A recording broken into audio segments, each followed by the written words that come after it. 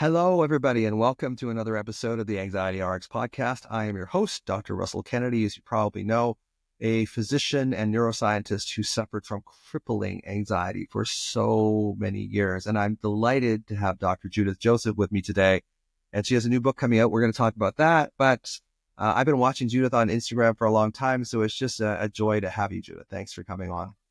Thank you so much for having me. So why do you do this? Why did you become a psychiatrist? Because you were an anesthesiologist first, right? I was. That's quite a jump. It is a huge jump. You go from like not talking to people at all to hearing them talk all day long. That's it, for sure. Nice one. Well, when I was going to medical school, I was the first doctor in my family, the first to graduate from college. So yeah, there was so much pressure, and my parents are from the Caribbean. I was born in Trinidad.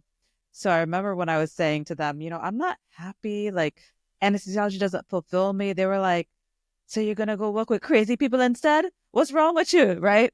So that was their response. And I almost did not make that leap. I almost stayed in a field that I really hated. And hate is a strong word, but imagine I'm not a morning person. I don't like the cold. And the OR, you have to be there at 5 a.m. It's super cold. And I'm very social.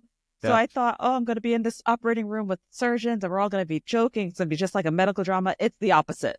The surgeons are on their team. You're alone. They call you anesthesia. They say anesthesia bed up, anesthesia bed down, turn up the gas, turn off the gas. So it was just not what I had thought it was going to be. And I was deeply unhappy. And I was experiencing anhedonia, which I had learned about in medical school, but I had never experienced it, personally to that level.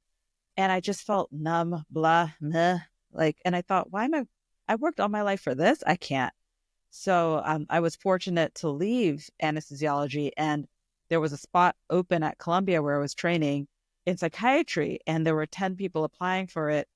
And I got the spot, and I was just like, this was meant to be, and psychiatry changed my life. I had never been in therapy before psychiatry, and they offered all of the residents this low-cost therapy from these world-renowned psychiatrists who usually charge hundreds of dollars, but we were getting it for $50 a session, and it changed my life. I learned so much about my own trauma and my own past, and I never looked back. So you talk about high-functioning depression. Mm-hmm. So how did that show up for you? Give us an idea of how that felt for you. Because you're obviously an overachiever, without a doubt, right? It's a great question. And in my lab, I was faced with this question. I would see patient after patient, and I pulled out this big book, the DSM-5, which is the Bible of Psychiatry. It's the Diagnostic and Statistical Manual. And under the criteria for depression, you can have all these symptoms like not eating, not sleeping, guilt, poor concentration, all these things. But the things that have to be met are lack of functioning or significant distress. But during the pandemic and after the pandemic, I was seeing a lot of people who were meeting criteria for everything, but not checking those two boxes. And I just thought, there's so many people out here who have these symptoms and no one's addressing them because you got to come back when you're not functioning, right? And I had this epiphany myself when I was giving this talk to this massive healthcare system in the thick of the pandemic, telling them how to heal. And I was just like, I think I'm depressed. I was just feeling so numb and blah.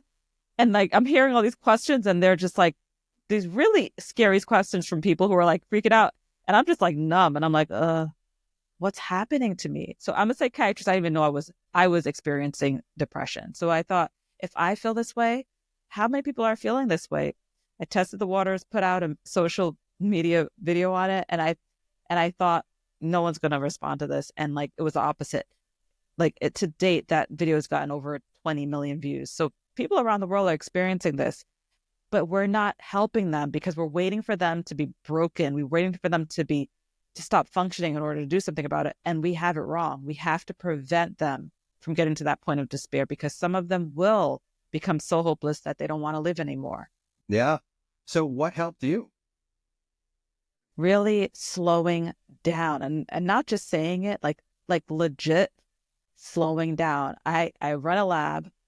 I have a small child at home.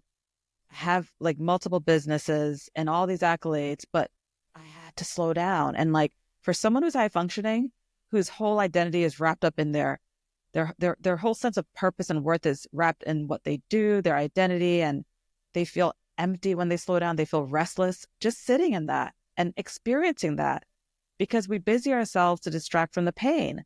And for me, slowing down and being okay with slowing down and grappling with that anxiety and like, what does that mean for me? And really going back to therapy and working on my issues in therapy and understanding that, childhood scarcity is why I can't slow down. Being in a position where sometimes I didn't have food, sometimes I didn't have electricity, that makes me keep working, because what if one day it all goes away? What if the resources dry up? And so I put out another reel on scarcity trauma, thinking, you know what, no one's going to do this. But really, my therapist said, all the things that you're ashamed of, why don't you just put them out there? Just air it that way. So it's almost like a form of my trauma dumping, like creating these social media reels. But I used to be so ashamed of my scarcity. I would never tell anyone that I didn't have money. I went to schools like Duke, Columbia, and like everyone's got money. And you're like, you don't want to be the poor kid. But I thought, it's time to just let all that go. Created a reel on scarcity trauma. And like, again, it just exploded. I had people from like Poland saying, my mom survived the war and she was a Holocaust survivor. And we still hold on to these like, empty bags, and we hoard these pens and we can't throw things away. So it is actually a human experience. If you're ashamed of something, if you feel like unlovable or unworthy of something, chances are there are many people who've experienced this. And when you start sharing it, you realize, one, you're not alone. Two, you didn't do anything to deserve it. This is a part of the human experience. And three, there's community. You feel better because your sharing helps someone else. And so, it's been a part of my work. And that's why I think that my videos are so, they feel authentic because they're coming from like lived experiences. Yeah, they are, for sure. You don't have shame. Shame has you. And I think shame is one of those things that really just rots us from the inside. And, we're talking on your podcast about how we develop this sort of negative self-image. If we have trauma when we're younger, and, childhood is traumatic, but if we don't have parents that kind of help us repair that, we look at ourselves as the bad guy. And then part of our default mode network lights up, and that's the group. So when we are quiet, this is when the sort of the self, that the inner critic is the loudest. So it's like, well, we just got to keep moving. If we keep moving, the inner critic gets silenced. But the problem is, for a lot of doctors, is that they work harder and harder and harder and harder, and the work isn't rewarding anymore. And anhedonia, as you said, this inability to feel pleasure, for sure. So what's the book about? Like, what is the underlying message that you want to get across in your book? Well, this book is really a lot about my life, but what you said about parents, when you have parents who come from scarcity, they could be loving, they could be nurturing parents, but if they're in fight or flight, how can they really take care of you, right? So a lot of people experience this, not like this overt neglect, but like this neglect of, she's the good kid, we don't have to worry about her, and so that you learn like, okay, if I just focus on my studies, I get good grades, at least I focus on the things that I can control, things will eventually get better. The problem with that is that you don't develop other sides of your personality. You don't feel like you have permission to make mistakes, right? Because you always have to be perfect. And then you have this intense fear of failure. So that fear of failure, that alarm, right? That can really drive you crazy. And so I remember there were times when I would be studying and I would get into these like rabbit holes of like, well, if I don't pass this test, then I can't get into this medical school. And then before I know it, like one night turns into I'm already looking 10 years down the line, right? Yeah. Oh, yeah. So this can really eat at you. And I see this a lot in healthcare. But in my book, I talk about, the risk factors for high functioning depression. And anhedonia is in there, this lack of interest, this lack of pleasure in things where you just feel numb, blah, meh, and you're just kind of going through the motions. And how people lose sight of what happiness really is. We think to be happy is to have this career, have the partner, have the house, the family, and all that. But when research shows us that when we get those things, we're still unhappy. We still keep searching, right? Or we're numb to it. And what I found in my anhedonia work is that, happiness is these sensations. It's when you're tired, feeling rested, when you're hungry, getting some food in, like feeling satisfied, when you're feeling lonely, connecting to others. And so if we spend time in the moment, focusing on increasing our points of joy in the now, right? So like I said, slowing down and then realizing I'm actually quite tired. I can't finish these charts. Let me take a rest, right?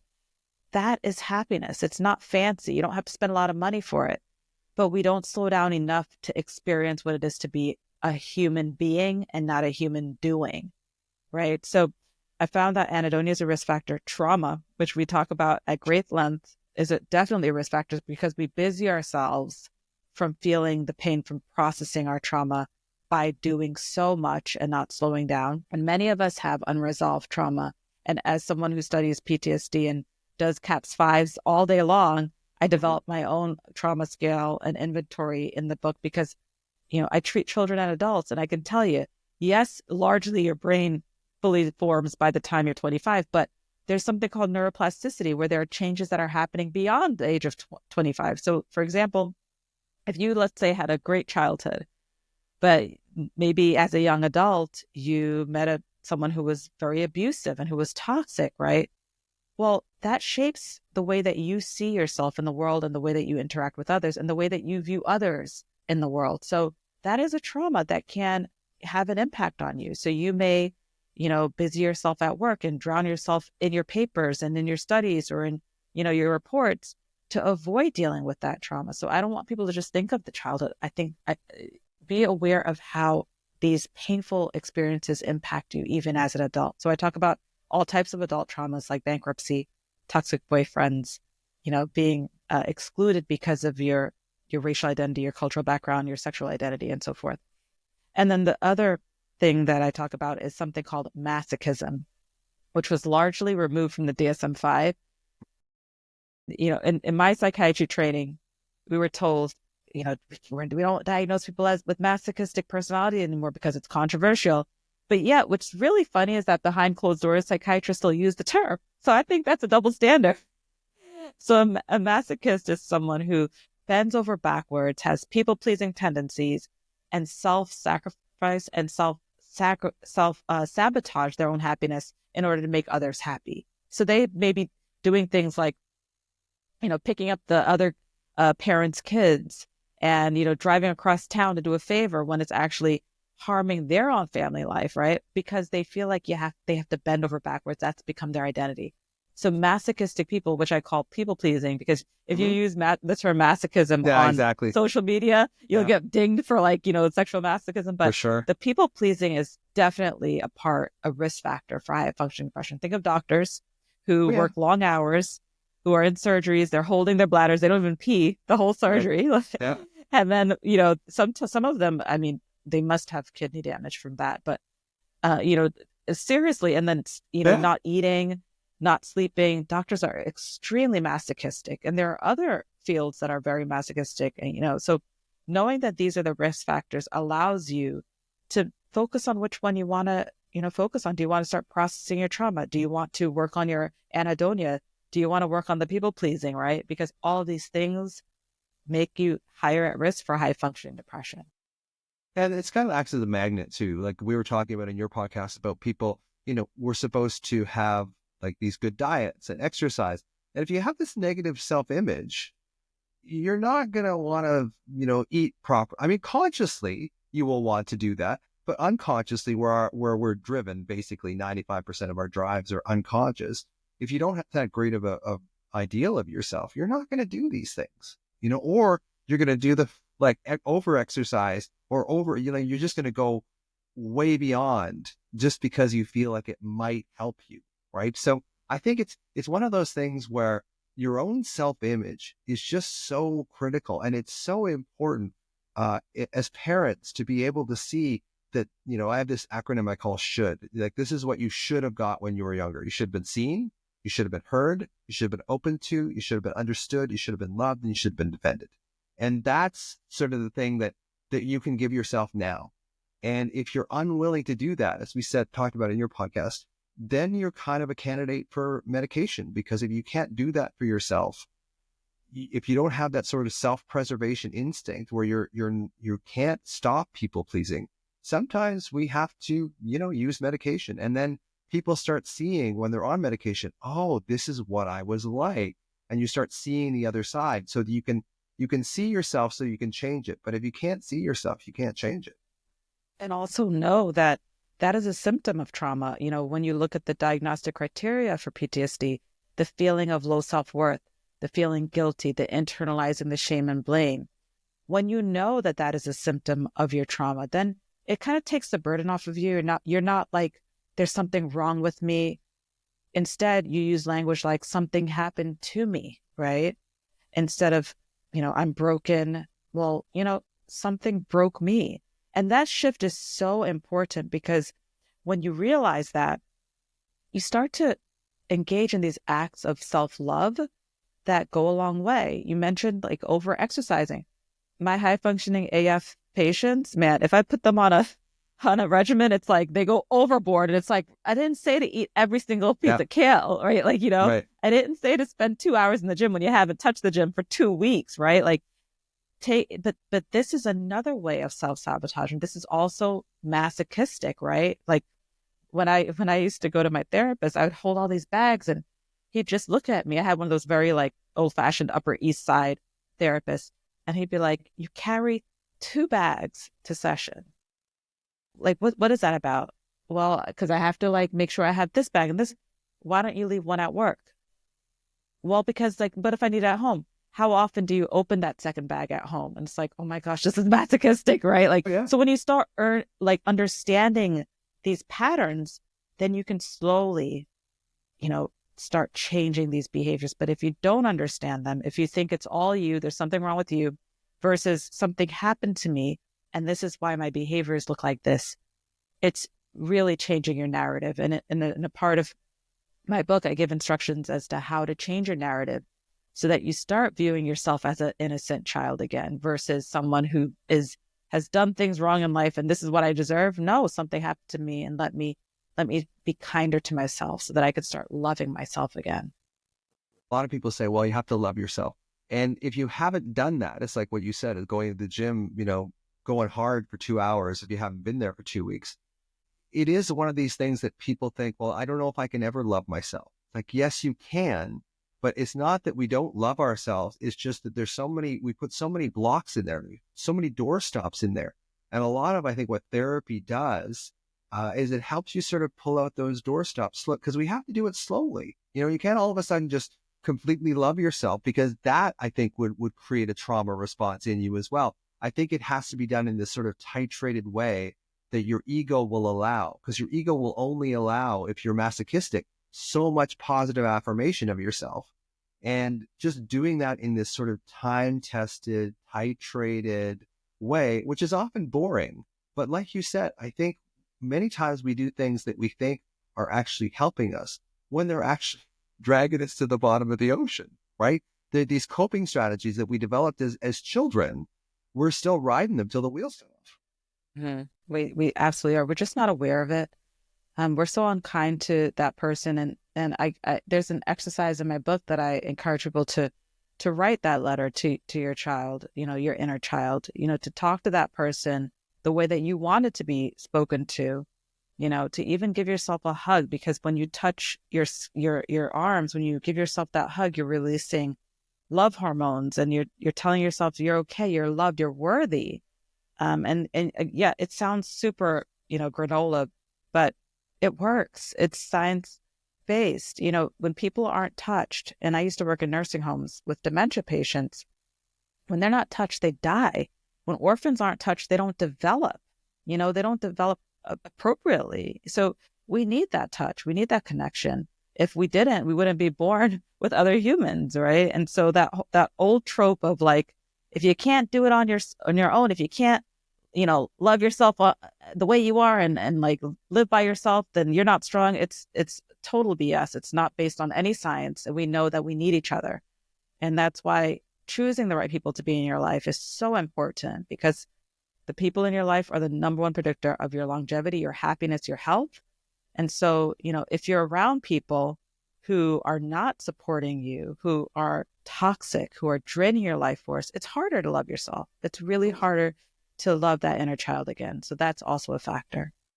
And often people will pick those people, like we've Hmm. talked about before, is that if you grew up in this sort of demanding, maybe abusive environment, there is a draw. Humans equate familiarity with security. There is a draw to pick those type of people as partners or as friends or whatever. So we get locked into this cycle where we don't have the opportunity to look positively about ourselves because we're always getting reflected back that we're not good enough, or we could do this better, or why are you doing that? That's not going to help you. There's all these things that come up. One of the things that I like to do, I get 2 chairs and I get people to sit in one chair. And then I say, okay, I want you to sit here. I want you to find the younger version of you. Okay. Where is she? Where is he? Okay. And then once they do that, it's like, okay, I want you to move over, you adult, you move over to the other chair and leave child you in this chair. Now, what would you say to child you? And often that little exercise is so huge for people because when you sit them in the chair beside them, you can really see how you feel about the younger version of you. Hmm. And it really does open up their eyes in a lot of ways as to how you treat that child is how you treat yourself. It's a very powerful exercise. And if you're listening to this right now and you want to do it, I ask my patients to bring in pictures of their younger self because that imagery is so important, and to actually say it out loud, write it down, write the things that you don't like about yourself, your present self. Now say it out loud to that picture. And I tell you, sometimes I'm crying in there with the Oh, patient because it's hard. it's so Yeah, powerful. for sure. Yeah. And I will often get people to put a picture of their younger selves up in their bathroom mirror, like the Mm. corner. And I say, move it around every once in a while because your brain will start to ignore it after a while. So it can be triggering for people. People with a lot of trauma. I don't do it, but I will often say when people start developing this compassionate version of themselves, it's like, yeah, that's the time to go up there. Even when you're going in for a pee, just how you doing? What's going on? Just checking in, right? And just sort of seeing, and I often tell people when their child is sitting in the chair, the best parts of you, like the generosity, your intelligence, your wit, your humor, that's all coming from Rusty. That's all coming from the younger version of you. And that will often soften people to them because we're so used to looking at the negative. Our brains have a negativity bias. We're so used to paying attention to the negative and ignoring the positive, especially the people that I deal with that have a lot of alarm, because alarm just sort of fires up your nervous system and sort of points your attention towards the negative to the point where you don't even see the positive. Like I love the David Goggins quote that says, the mind has a tactical advantage over you because it always knows your weak points and will always, whenever you bring those weak points up, it pulls you into this sort of weak defensive stance that doesn't allow you to actually see the positive. Your brain chemistry is so triggered the other direction. Even if there's something positive that's there, you won't even see it or acknowledge it. Hmm. Well, the interesting thing is that, looking at these pictures gives you so much information. And you're absolutely right. Not everyone can handle it. People who have highly traumatic childhoods, they need to do a lot of body work, a lot of, processing work to help with self-regulation and coping skills before they do this type of work. But I tell you, when I was doing my own work, looking back at pictures that I hadn't seen in years, Totally. I learned so much. I was like, I didn't smile that much as a kid. Yeah. And there were things that I saw in my pictures too. I was like, my hair was always so slicked back. So I asked my parents, I was like, what was that about? And they were like, you never wanted any strands out of place. I was like, oh, so I was always high functioning AF. Yeah. Yeah. That's where you get it. That's where you get it. Though it's funny how we have these programs and we're so adept at pointing out the negative parts of our younger selves and so resistant to actually looking at what was positive. And I think that's why pictures are so evocative, is that they give you a sense, they give you that implicit memory sense. Oh yeah, I remember that shirt. And that feeling and it's sensations, emotions, memories that sort of come up from these things that you hadn't thought about for years. And sometimes it brings up trauma, but often I will say, try to focus on the pictures where you're smiling. If there's pictures of you smiling, because it does evoke this sort of sense like, oh, it wasn't all that bad. It wasn't terrible all the time. There was points that that was really kind of kind and fun and nice. But it's so easy to sort of focus on the negative, and then it just sort of seeps into your system. And then you develop coping strategies like high functioning, and you ride that till the wheels fall off. Mm-hmm. So when does the book come out? It comes out April 8th, and I'm so excited about it. I'm a first-time author, so it is it's very exciting. It is. I just did my audiobook, and like my voice was so hoarse, but I was just like, wow, like this is so cool. Well, yeah, we talked about that back and forth on Instagram about how intense that can be, because you're starting to bring up, for you bring up your lack stuff. For me, I brought up my, my father's schizophrenia, and it can be really intense. And then my first book, I narrated by myself because I've sort of a sound studio in my house that I also call my wife's walk-in closet. But, I have this area in my house where if I make a mistake, it doesn't matter. But in the second one, the one I just did back in August, if I made a mistake, I had a producer right there and I felt like such an idiot. It's like, and it was such a window on how I talk to myself is I couldn't make a mistake. And then after a while, I got to know him and that kind of stuff too. It was a lot easier, but just to see the self-judgment that just comes up so unconsciously and so automatically, so it comes out April 8th. What's it called? High Functioning. Okay. Good name. Thank you. And is there kind of one message from the book that you want to sort of, if you could just get one message out there, what would it be? I want people to understand the science of your happiness. You need to understand the science of your happiness. And it sounds like, well, what does that mean? So many times people come to me and they're like, I tried what my friend tried. I tried what my sister tried. I tried what so-and-so tried. And I'm not happier. And I'm like, well, do you understand the science of your happiness? And it's like, no one ever taught it to me. And so I put tools in there that I use in research and in clinical practice. So number one, you understand what makes you, because there will only ever be one you, ever.